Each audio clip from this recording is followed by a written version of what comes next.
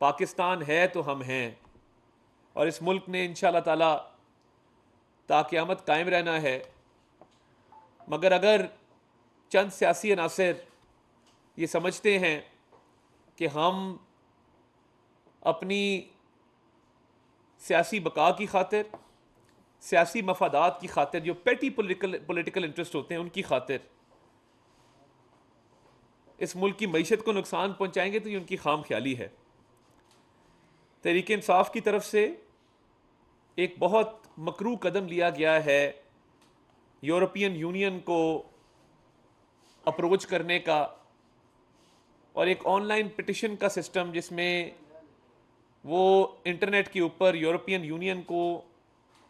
ये कह रहे हैं कि पाकिस्तान का जीएसपी प्लस स्टेटस वापस लिया जाए, क्योंकि इमरान खान साहब को कैद में सहूलियात नहीं दी जा रही। कितने अफसोस की बात है। और ये पहली दफ़ा नहीं हुआ, माजी के अंदर अगर देखा जाए तो आईएमएफ की डील को साबोटाज करने का प्रोग्राम, मुल्क की मईशत को नाकाबिल तलाफी नुकसान पहुंचाने का प्रोग्राम, आईएमएफ को ख़त लिखने की जो इनकी कोशिश थी, आपको याद होगा कि उस वक्त के वज़ीर ख़जाना शौकत तरीन साहब ने 2 सूबाई वज़राए ख़जाना को फ़ोन किया कि हमें आईएमएफ को ख़त लिखना है और कहना है कि ये जो आईएमएफ पाकिस्तान को प्रोग्राम देने जा रहा है ये ना दिया जाए और ये मुआहदा पाकिस्तान के साथ ना किया जाए। ये बानी चेयरमैन पीटीआई की कोशिश ये थी कि ये मुल्क खुदा ना खास्ता डिफ़ॉल्ट कर जाए, यहाँ पे बाहर से एयरलाइनें आना बंद हो जाएं, यहाँ पे लोग बैंकों के बाहर कतारों में लगे हों अपने पैसे निकलवाने के लिए, बाहर से इन्वेस्टमेंट आना बंद हो जाए, मईशत मुकम्मल तौर पे बैठ जाए, और फिर बानी चेयरमैन पीटीआई ये कह सके कि देखें मैं कहता था मुल्क डिफ़ॉल्ट हो जाएगा, इन्होंने मुल्क को डिफ़ॉल्ट कर दिया। ये तो अल्लाह ताला का करम है कि शहबाज शरीफ साहब ने ज़ाती दिलचस्पी लेके आईएमएफ के साथ मुज़ाकरात किया और आईएमएफ के मुआहदा तय किया, तो मुल्क डिफ़ॉल्ट से बच गया, वरना इन्होंने कोई कसर नहीं छोड़ी थी। आईएमएफ को ख़त इन्होंने तब भी लिखा, अब दोबारा इनके तर्जुमान रऊफ़ हसन साहब ने उस दिन कहा कि जी हमें जेल से ये हिदायत आई है कि आप आईएमएफ को ख़त लिखें कि वो पाकिस्तान के साथ प्रोग्राम को आगे ना बढ़ाए। और आपसे पूछ कौन रहा है और आप किस हैसियत में ये ख़त लिख रहे थे? आप करप्शन के चार्जेस में आपको अदालतों ने सज़ा दी है जिसकी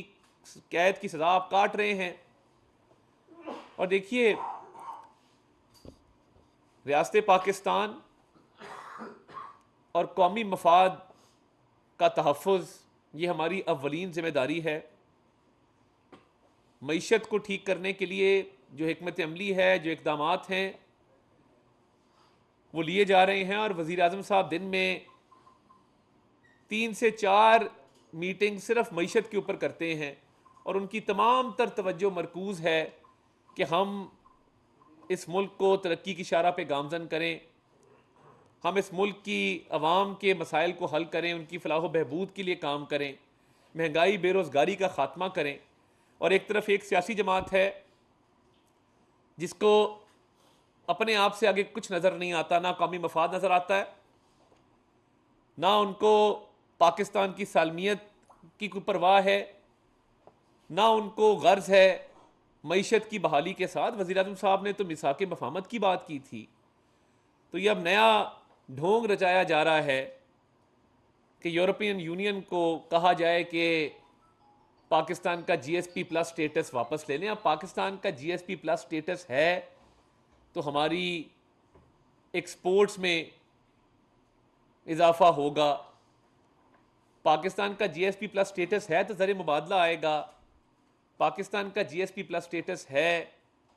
तो रुपया मुस्तहकम होगा, महंगाई में कमी आएगी, रोज़गार के मौके मिलेंगे। तो ये जो यूरोपियन यूनियन से राब्ता करके कहा जा रहा है कि जीएसपी प्लस स्टेटस ले लें, ये पाकिस्तान के ऊपर हमला है।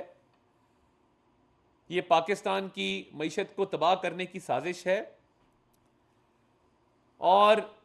पाकिस्तान की गरीब आवाम को मज़ीद मुश्किलात का शिकार करने की एक मज़मूम कोशिश है, जिसके तहत ये चाहते हैं कि यहाँ पे रोज़गार के मौके ना हो, रुपया मुस्तहकम ना हो, गुर्बत महंगाई ख़त्म ना हो और पाकिस्तान की जो एक्सपोर्ट्स हैं वो ना हो सके और इंडस्ट्री बंद हो।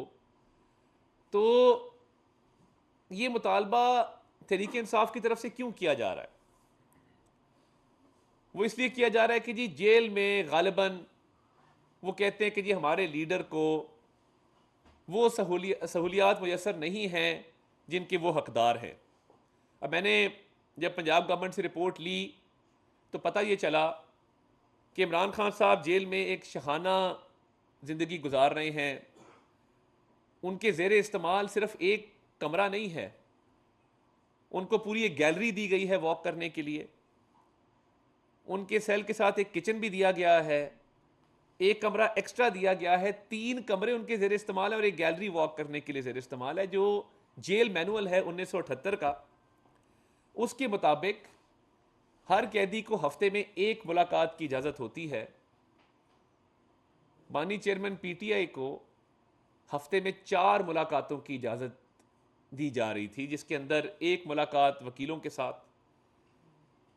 1 मुलाकात दोस्तों के साथ, 1 मुलाकात फैमिली मेम्बर्स के साथ और 1 मुलाकात सियासी रुफ़का के साथ। जेल मैनुअल कहता है कि जो भी कैद में होगा उसको हफ्ते में 1 मुलाकात की इजाज़त दी जाएगी। यहाँ 4 मुलाकातें हो रही थी और ये कई 100 मुलाकातें कर चुके हैं जब से ये कैद में हैं। इन्होंने पंजाब हुकूमत से, उस वक्त हमारी हुकूमत तो नहीं थी, डिमांड की कि मुझे एक्सरसाइज वाली साइकिल दी जाए, तो इनको एक्सरसाइज का इक्विपमेंट जेल में दिया गया, हर कैदी को मुयस्सर नहीं है। ये पूरा एक जो सेटअप है 3 कमरों का, किचन का, गैलरी वॉक करने के लिए, उसके अलावा एक्सरसाइज के लिए साइकिल जो दिया गया है, फिर उसके साथ साथ जो खाने पीने की अशिया की डिमांड की जाती है, जिस भी किस्म की, जो मेन्यू लिख के दिया जाता है, वो मुझे पंजाब हुकूमत की तरफ से बताया गया है कि जेल हुकाम वो मुहैया कर रहे हैं और उनको कोई तंगी नहीं है, उनको कोई दिक्कत नहीं है। दीगर जो इस मुल्क के सियासी लीडर्स हैं, जब वो जेलों में रहे हैं तो जेल मैनुअल के तहत ही उनको तमाम सहूलियात दी जाती थीं। तो ये अफसोसनाक है कि आप इस मुल्क की मईशत को नुकसान पहुंचा रहे हैं झूठ पर मबनी एक कैंपेन के ज़रिए। और देखिए, झूठ जो होता है ना, वो सामने आ जाता है, पता लग जाता है कि गलत बयानी की जा रही है, और ये ऐसी गलत बयानी है कि कोई भी ये चेक करवा सकते हैं आप जेल से कि क्या सहूलियात दी जा रही हैं। ये जो